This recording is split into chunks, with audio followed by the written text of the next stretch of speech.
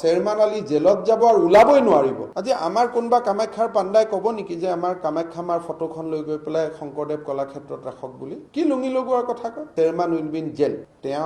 তেওঁ যিখিনি কথা কয় তাত মই গুৰুত্ব দিব খোজা নাই। তেওঁ নিজে ইলেকশ্যনত হয়তো কিবা টিকেট পোৱা নোপোৱাৰ কথা চলি আছে, জিকিবৰ কাৰণে কিবা এটা কৈ আছে, এইবোৰ পলিটিকেল ষ্টেটমেণ্ট। কিন্তু আহোম, মৰাণ, মটক, চাহ বাগিচা, তাৰ লগত যিটো মানুহৰ এতিয়ালৈকে NRCত নাম সোমাব নাই, তাৰেই সিদ্ধান্ত হোৱা নাই, সেইটো কম্পেয়াৰ হয় নেকি? প্ৰথমতে লেজিটিমেট ৱেত মই এতিয়ালৈকে ভাৰতীয় হোৱাই নাই। আজি কৈছে মই অবিভক্ত ভাৰতৰ পাইছোঁ। আৰে বিভক্ত কৰিলা কিয়? যদি তুমি অবিভক্ত ভাৰততে থকা ইচ্ছা আছিল, বাংলাদেশ পাকিস্তানক বিভক্ত কৰিলা কিয়? তাতে থাকিম বুলিয়েতো বিভক্ত কৰিছিলা। বিভক্ত কৰাৰ পিছত আকৌ মনত পৰিল অবিভক্ত ভাৰতলৈকে। বিভক্ত কৰিব নালাগিছিলে। যেতিয়া তুমি আমাৰ লগত মাটি বাৰী সম্পৰ্ক লৈ কাটি গুচি গলা, এতিয়া আকৌ অবিভক্ত ভাৰতলৈকে কিয় মনত পৰে? আৰু এই যে লুঙি লগোৱাৰ কথা ক'লে, চৰকাৰ আহক, চেয়াৰমান আলী জেলত যাব।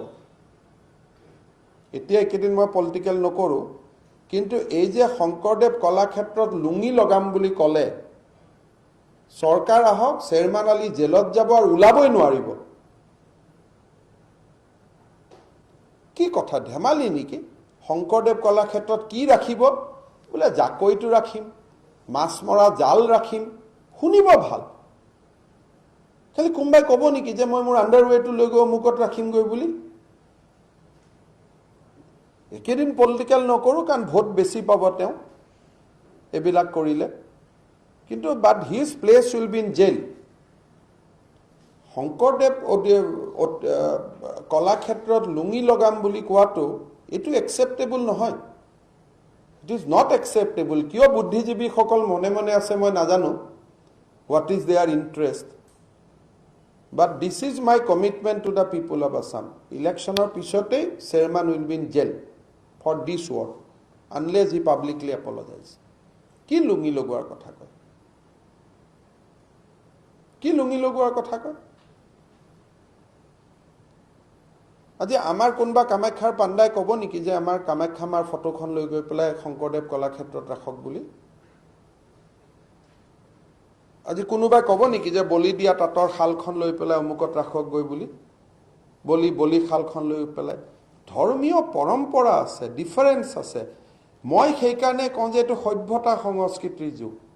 সভ্যতা নুবুজাৰ কাৰণে এই ঘটনাবোৰ হৈছে। মহাপুৰুষ শংকৰদেৱৰ সভ্যতা, ট্ৰেডিশ্যন, কালচাৰ, চৈতন্য মহাপ্ৰভুৰ ট্ৰেডিশ্যন, কালচাৰ, স্বামী বিবেকানন্দ, ৰামকৃষ্ণ পৰমহংস, তেওঁলোকৰ কালচাৰ, আৰু আমাৰ শাক্তপীঠৰ কালচাৰ, এইবিলাক একোটা বেলেগ বেলেগ। আজি পশ্চিমবংগত কালীবাৰীও আছে, আজি আমাৰ কালীপীঠো আছে, আৰু তাতে আমাৰ চৈতন্য প্ৰভুৰ পীঠস্থানো আছে। দুইটা ইণ্টাৰলিংক নকৰে নহয়, বঙালী মানুহেও নকৰে। আজি বঙালী মানুহে কৰিব নেকি? কালীবাৰীত লৈ গৈ পেলাই মহাপ্ৰভু চৈতন্য প্ৰভুৰ ফটো ৰাখিব নেকি? আৰু চৈতন্য প্ৰভুৰ আশ্ৰমত গৈ কালীবাৰী ফটো ৰাখিব নেকি? আমাৰ সনাতনী মানুহে এইবিলাক কথা ক'ব নোৱাৰে। আমি যোনে পৰম্পৰাক জানো, পৰম্পৰাক বুজো, আমি এইবিলাক কথা নকওঁ নহয়। তাত আজি কমলাবাৰী সত্ৰৰ অধিকাৰ আহি শংকৰদেৱ কলাক্ষেত্ৰত থাকে। তাতে মই ক'ম নেকি যে কামাখ্যাটো আৰু বহু পুৰণা? অসমতো কামাখ্যাৰ সমানটো পুৰণা পীঠস্থান ক'তো নাই, সত্য যুগৰ পৰা। কম যে এইখনে অসমৰ আটাইতকৈ পুৰণা, গতিকে ইয়াৰ ফটোখন লৈ গৈ শংকৰদেৱ কলাক্ষেত্ৰত ৰখা হওক। মই ক'ম নেকি? এখন কি কম্পিটিশ্যনৰ জেগা নেকি? এখন কি বিধানসভাৰ আসন নেকি যে তয়ো বহ ময়ো বহিম, কম্পিটিশ্যন কৰিম, নমিনেশ্যন দিম? মই কা আন্দোলনৰ পৰাই দেখি আছোঁ চকুকেইটা কলাক্ষেত্ৰখনত, আগতে বৰদোৱাত। আৰু এইটো শুনি কিনে ৰাতি মই শুব পৰা নাই যে কি ৰাখিব। যেনে লুঙিখন নীলা ৰঙৰ লুঙি, এনেকুৱা নীলা ৰঙৰ লুঙি ওলাব। জাষ্ট ইলেকশ্যন যাব দিয়ক, শব্দকেইটা কেনেকৈ ঘূৰিব তেওঁ নিজে দেখিব। এতিয়া কৰিলে তেওঁ ভোট কেইটামান বেছি পাব। এতিয়া কৰিলে তাতে তেওঁ টিকট পোৱা নোপোৱাৰ কথা চলি আছে, তেওঁক আমি সুবিধা কৰি দিয়া হ'ব। মইতো পলিটিক্স বুজো, এতিয়া কৰিলে তেওঁ ভোট কেইটামান বেছি পাব আৰু কি হ'ব? জেলৰ পৰা ওলালে হয়তো তাৰ পৰাই নমিনেশ্যনখন দিব। সেইকাৰণে মানুহক শাস্তি দিলে দিওঁ বুলি দিব লাগে, এনেই দিব নালাগে। আমি অলপ ইণ্টেলিজেণ্টলি কাম কৰিব লাগিব। আমি ইণ্টেলিজেণ্টলি কাম নকৰোঁ কাৰণে এইবোৰ হয়। এছেম্বলিয়ে দিলে চৰ চাপৰি, তেওঁ কৰি দিলে মিয়া। আৰু কি ৰাখিব? বোলে জাকৈটোও নহয়, মাছ মৰা বস্তুখিনিও নহয়, বোলে কি ৰাখিব? নীলা লুঙি।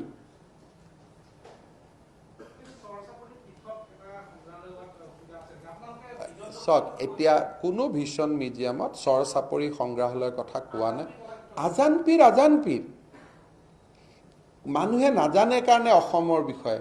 আজান পীৰ দৰগাহৰ পৰম্পৰা অসমীয়া মুছলমান সমাজৰ, আৰু আজান পীৰে চুফি কালচাৰক ৰিপ্ৰেজেণ্ট কৰে।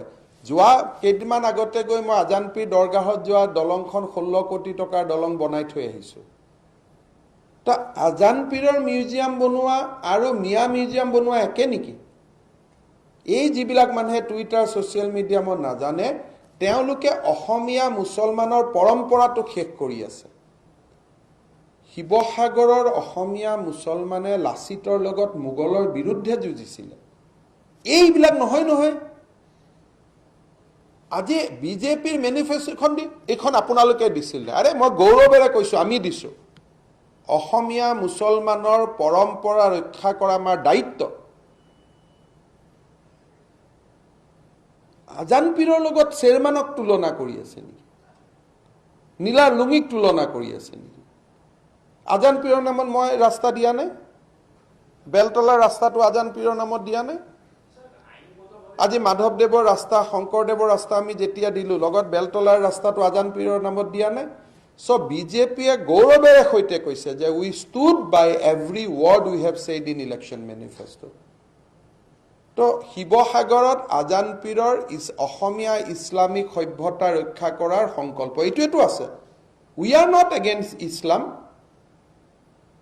আজান পীৰৰ কোন? আমিতো আজান পীৰৰ বিৰোধী নহয়। অসমৰ অসমীয়া মুছলমান সমাজৰ যিটো চুফি পৰম্পৰা, তাকতো নৰেন্দ্ৰ মোদী ডাঙৰীয়াই কিমানবাৰ প্ৰশংসা কৰিছে। এই অসমীয়া মুছলমান সমাজখনে আটাইতকৈ বেছি কষ্ট পাই আছে মিয়া মিউজিয়ামৰ কথা শুনি পেলাই। যদি আজি ক'লেহেঁতেন যে অসমৰ ইছলামিক সভ্যতাৰ এটা কিবা কৰক, ইটছ এ ডিফাৰেণ্ট থিং। মিয়া মিউজিয়ামৰ উৎপাতত অসমীয়া মুছলমানসকলে উশাহ ল'ব পৰা নাই। মিয়া কবিতা, মিয়া মিউজিয়াম, মোকতো অসমীয়া মুছলমান মানুহবিলাকে বেছিকৈ কৈ আছে, ছাৰ কিবা এটা কৰক, আমাক বচাওক বুলি। সেইকাৰণে বিজেপিয়ে যি লিখিছে ঠিক লিখিছে। সেইকাৰণে যিসকলে এইবিলাক ছ'চিয়েল মাধ্যমত এক্সপাৰ্ট, তেওঁলোক দে শুড ন' ডেট আজান পীৰৰ ইতিহাস শ বছৰ পুৰণা ইতিহাস। সেইটোৰ বিৰুদ্ধে নহয় বিজেপি। মই যোৱা সপ্তাহত শিৱসাগৰ দৰগাহত যোৱা ৰাস্তা বনাই থৈ আহিলোঁ।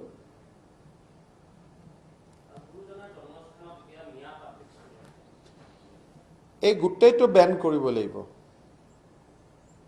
These word. আৰু মইতো ক'ম যে অসমত যেতিয়া ডিলিমিটেশ্যন হ'ব, বটদ্ৰৱা সমষ্টিটো আমি এনেকৈ বনাব লাগিব যে তাৰ পৰা যাতে কোনো মিয়া MLA হ'ব নোৱাৰে।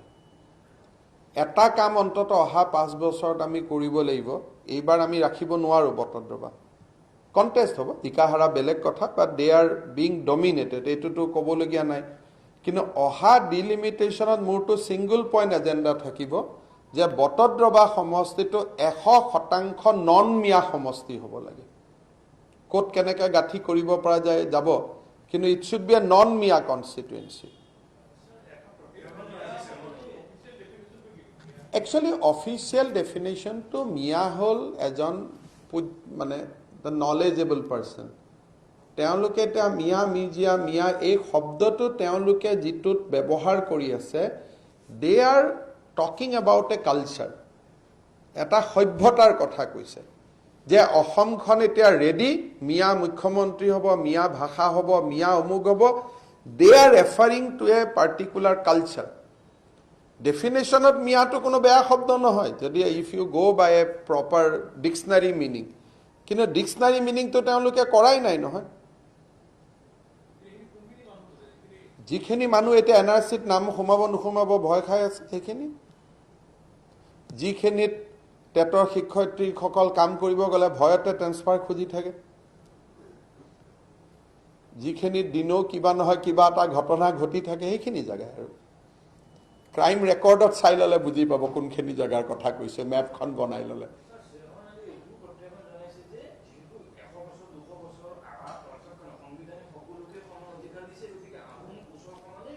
চক তেওঁৰ কথাটো হ'ল যে যিসকলে সভ্যতাৰ কথা বুজি নাপায় তেওঁলোকে এই কথাবোৰ কয়। সংবিধান সৃষ্টি হয় on the basis of the values of civilisation. কোনখন সংবিধানে কৈছে যে কোনোবা মিউজিয়ামত নীলা ৰঙি ৰাখিব লাগে? তেওঁ সুধিব আপুনি। কোনখন সংবিধানত কৈছে যে অসমীয়া ভাষাটো তোৰ মৰৰ কৰি এটা মিয়া ভাষা সৃষ্টি কৰিব লাগে? They are doing crime. মিয়া ভাষা আৰম্ভ হওক, মোৰ আপত্তি নাই। অসমীয়া ভাষাটো তোৰ মোৰ নকৰিবা। তুমি মিয়া ভাষা এটা আছিল যদি তাক কোৱা। যি ভাষা মই জানো, মইতো 20 বছৰ কংগ্ৰেছৰ ৰাজনীতি কৰিছোঁ, যি ভাষাত মিয়াসকলে কথা কয় সেই ভাষাটো তুমি আনি মিয়া ভাষা কৰা, মোৰ আপত্তি নাই। কিন্তু অসমীয়া ভাষাটো তোৰ মৰো কৰি মিয়া কৰিব নালাগে। আজি জনিয়াত মানুহে যিটো ভাষাত কথা কয়, বাঘবৰত যিটো ভাষাত কথা কয়, সেই ভাষাত কবিতা লিখা না। Who is opposing? সেই ভাষাত আহি যি ক'ব লাগে কোৱা না, কোনেওতো আপত্তি কৰা নাই। কিন্তু মোৰ মাতৃভাষাটোক তোৰ মৰুৰ কৰি মিয়া ভাষা বনাবা আৰু আমি ইয়াত বহি দুগুদুগি বজাই থাকিম, এইটো কোনচা কথা হ'ল? So distortion is bad. তোমাৰ যদি অৰিজিন আছে তুমি দেখুৱা না যে নাওখন তোমালোকৰ অৰিজিন, জাকৈটো অৰিজিন, জাল মাৰিছা তোমালোকৰ অৰিজিন, নদী সভ্যতা তোমালোকৰ আছে, ডেট ইজ অৰিজিন। তাৰ বিষয়ে কথা কোৱা। তোমালোকে যিটো ভাষাত কথা কোৱা, মই ৰেকৰ্ডিং কৰি আনি শুনাই দিম কোনটো ভাষাত তেওঁলোকে নিজৰ ভিতৰত কথা কয়, সেই ভাষাটো কোৱা। কিন্তু মোৰ মাতৃভাষাটোক তোৰ মৰুৰ কৰি মিয়া ভাষা কিয় বনোৱা? These are crime they are committed. তেওঁলোকৰ ভাষাৰ আমি বিৰুদ্ধে নহয় নহয়। তেওঁলোকৰ ভাষাটোতো মই শুনি আহিছোঁ, বহুত বাৰ শুনিছোঁ। তেওঁলোকৰ ভাষাটোক তেওঁলোকে তাত যেনেকৈ আজি বড়োসকলে নিজৰ ভাষাটো আগুৱাই লৈ গ'ল, গ্ৰামাৰ বনালে, ব্যাকৰণ বনালে, ডিক্সনাৰী বনালে, 8th শিডিউলত লৈ গ'ল, আজি এটা চৰকাৰী ভাষাৰ স্বীকৃতি পালে, তেনেকৈ মিয়া বুলি মই নকওঁ, যিসকল চৰ চাপৰিত আছে তেওঁলোকে যিটো ভাষা কয় সেইটোৰ ব্যাকৰণ সৃষ্টি কৰক না, সেইটোৰ ডিক্সনাৰী কৰক না। কিন্তু মোৰ অসমীয়া ভাষাৰ শব্দ কেইটামান বদলাই এইটো মিয়া কবিতা হৈ গ'ল, এইটো কি কথা? এইবিলাকতো ক্ৰিমিনেল হয়। মইতো বুজি নাপাওঁ যে এইবিলাকৰ ওপৰত আমাৰ মানুহে চবতে FIR লজ কৰি থাকে, এইবিলাকৰ ওপৰত কিয় FIR লজ নকৰে? কেইজনমান ইউনিভাৰ্চিটিত পণ্ডিত ওলালে, বোলে আমি মিয়া পণ্ডিত। কি মোৰ কাম? অসমীয়া ভাষাটোৰ 10টা শব্দ চেঞ্জ কৰি মিয়া কবিতা। তোমাৰ ঘৰত দেউতা মাই যিটো কথাত ভাষা কৰে সেই ভাষাটো জগত সভালৈ লৈ আহা না যদি সাহস আছে। তোমালোকৰ যদি ইণ্টেলেকচুৱেল আছে, কিবা ছুপাৰ চিৰিজ নে ছুপাৰ স্কুলত কিবা IAS IPS হোৱা বুলি কৈ আছে, তো if you have those intellectual capabilities, bring your language. মোৰ অৰুণোদয় ভাষাটোক কিয় বেয়া কৰা? এইবিলাক হৈছে আমাৰ সভ্যতা সংস্কৃতিটোৰ ওপৰত প্ৰণালীবদ্ধ আক্ৰমণ। অসমীয়া মুছলমানখিনিকতো শেষ কৰি পেলালে,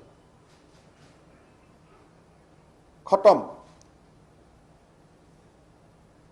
কোনোবা দিনা চেয়াৰমান আজানপীৰ দৰগাহত যোৱা দেখিছে নেকি? আৰু কংগ্ৰেছে যে এইবিলাক আৰম্ভ কৰে আছে, এইটোৱে ডাঙৰ কথা।